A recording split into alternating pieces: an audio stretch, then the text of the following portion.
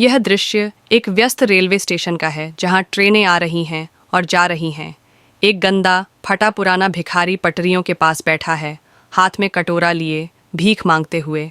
लोग उसे नज़रअंदाज करते हुए जल्दी जल्दी चलते जा रहे हैं।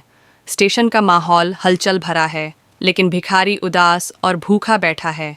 एक लंबा आदमी जो सूट बूट में है और एक ब्रीफ केस पकड़े हुए है, भिखारी के पास आता है। भिखारी उसे देखकर सोचता है कि यह आदमी बहुत अमीर होगा, शायद इससे उसे अच्छा पैसे मिलेंगे। व्यापारी भिखारी से कहता है, तुम हमेशा मांगते रहते हो, क्या कभी किसी को कुछ देते हो?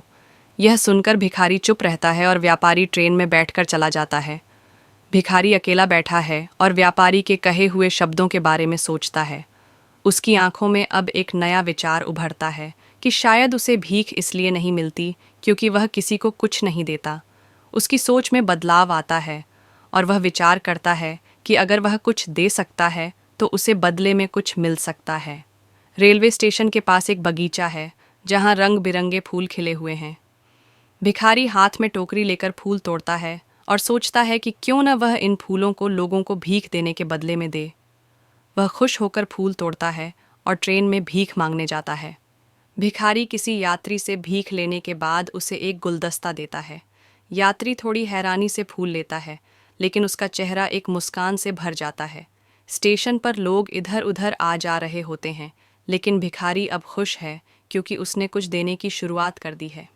एक दिन भिखारी उसी व्यापारी से फिर मिलता है जो उसे पहली बार ट्रेन में मिला था। वह भिखारी के पास जाता है और कहता है, आज मेरे पास आपको देने के लिए कुछ फूल हैं, आप मुझे भीख दीजिए और मैं आपको बदले में ये फूल दूंगा। व्यापारी फूल लेकर भिखारी को पैसे देता है। भिखारी की आंखों में अब एक नई उम्मीद दिखती है। अब भिखारी ने अपनी सोच बदल ली है। वह समझ चुका है कि उसे भीख के बदले में सिर्फ पैसे नहीं, बल्कि फूलों का व्यापार शुरू करना चाहिए।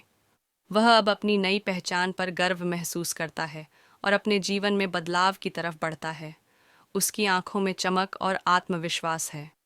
कुछ समय बाद वही भिखारी अब एक सफल फूलों के व्यापारी के रूप में सामने आता है। वह पहले व्यापारी से मिलता है और कहता है, आपके द्वारा बताई गई बातों ने मेरी सोच बदल दी। अब मैं एक व्यापारी हूँ और फूलों का कारोबार करता हूँ। दोनों व्यापारी एक दूसरे से हाथ मिलाते हैं और आगे अपने व्यवसाय के बारे में बात करते हैं। अब भिखारी अपने नए व्यापार के साथ खुश और आत्मविश्वासी है। वह अब एक बड़ा फूलों का व्यापारी बन चुका है। वह अपने फूलों की दुकान पर खड़ा है, अपने ग्राहकों से फूल बेच रहा है। उसकी दुकान का साइन बोर्ड सफल फूलों का व्यापारी के रूप में चमक रहा है। उसकी मुस्कान और आत्मविश्वास से उसकी सफलता साफ दिख रही है। अब भिखारी के चेहरे पर एक सुकून और आत्मविश्वास की झलक है। वह आकाश की ओर देखता हुआ सोचता है, मैं अब एक भिखारी नहीं हूँ, मैं एक व्यापारी हूँ। अगर मैं अपनी सोच बदल सकता हूँ तो कुछ भी हासिल कर सकता हूँ। ये कहानी हमें सिखाती है कि सफलता हमारी सोच में ही छिपी होती है। अगर हम खुद को छोटा समझते रहेंगे तो हम कभी बड़ा नहीं बन सकते। बड़ा बनने के लिए हमें अपनी सोच को बदलना होगा।